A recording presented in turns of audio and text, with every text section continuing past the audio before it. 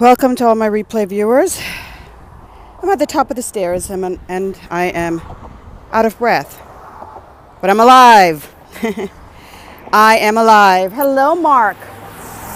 Thanks for coming on. Just ran up the stairs.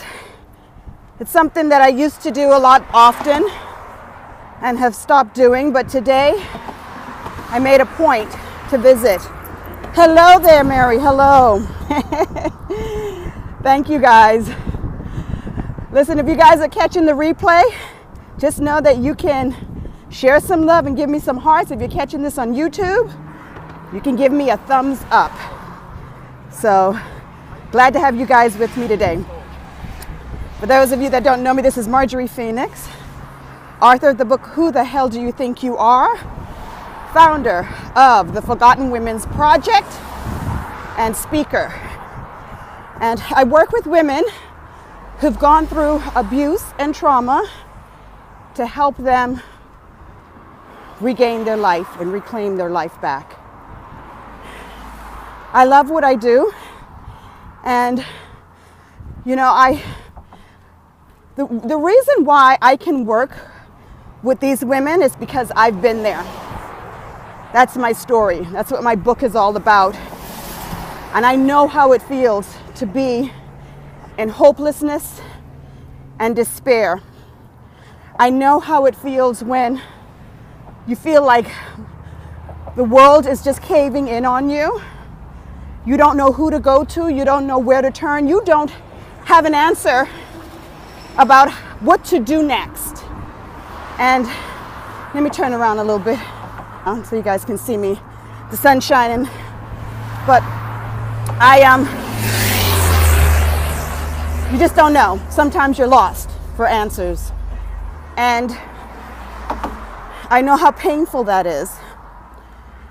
So I was able to overcome in a big way. And so now I can take the lessons that I have learned and share it with women and help bring them up over their hopelessness and their obstacles. Let me show you guys the view from. Look at that. Just gorgeous. This is where I live. This is my beach town. So this is where I live. And like I said, this bridge has been a place that I would come and walk almost every day, get some fresh air. And when I really started getting strong, I would run up those stairs. And just being out here and the environment and the view helped me.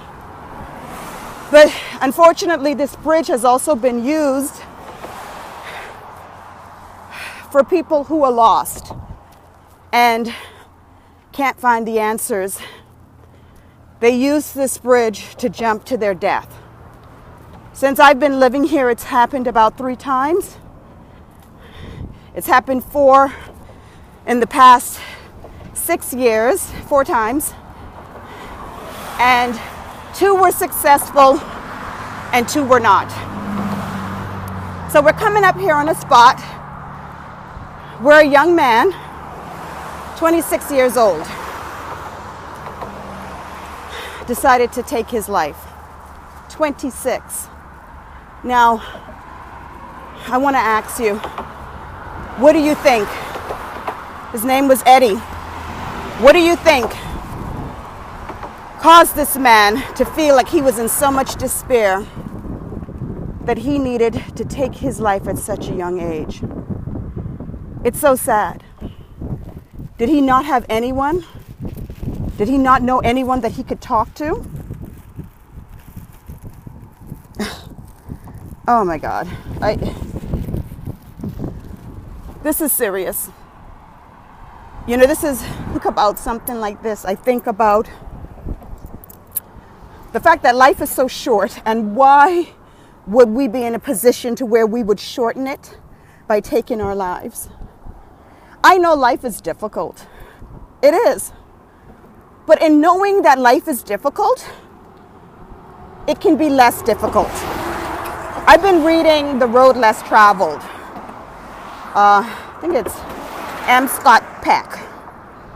And it opens your mind to the fact that yes, we are going to have challenges in our lives. We're going to have to deal with some things that we don't want to. But what makes us stronger and where the lessons are is in getting through it, knowing you can get through it, even when you look around and you don't see how you can get through it. I wish I could tell you that I would have never had a thought like that. I would be lying. I have. I looked at my life when I had nothing and just felt like life had defeated me. And it was like, what is the purpose?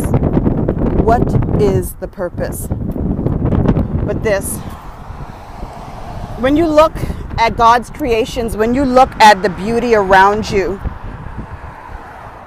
it may not be people, it may not be money, material things. You may not feel like you have a purpose in life, but I feel like every day you wake up, you have a purpose.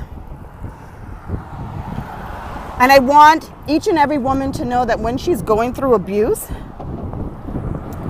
that no matter how mentally or emotionally she feels beat down,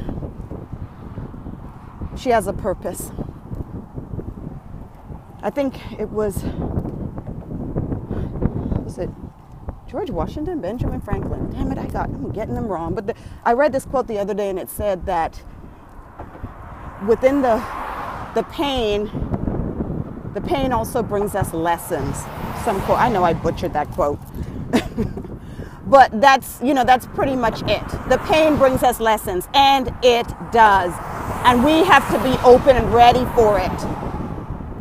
And know that we can take it on and we're going to be wiser and stronger because of it. And that nothing or no one should ever put us in a position to where we feel like we should end our life.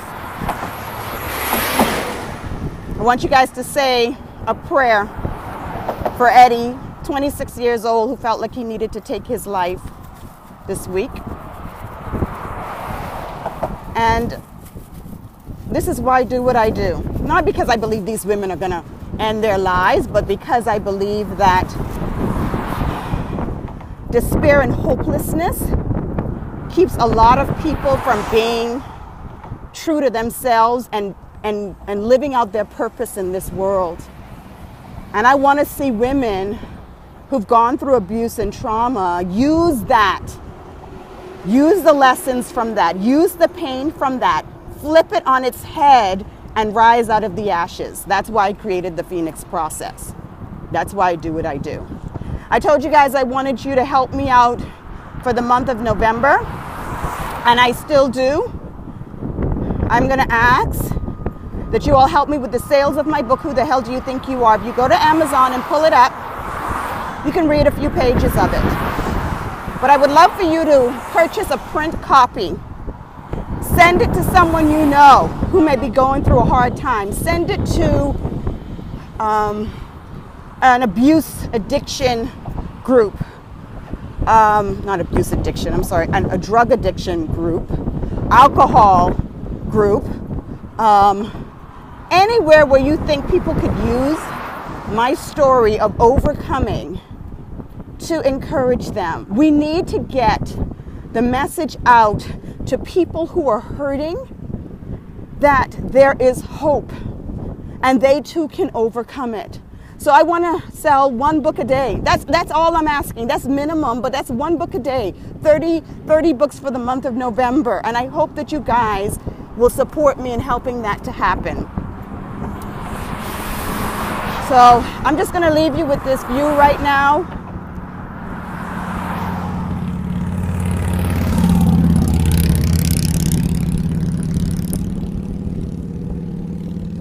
And I'm always grateful for every time you all take time out of your schedule to join me here. So, as I always say, and I end my broadcast, go out and change the world. Bye-bye.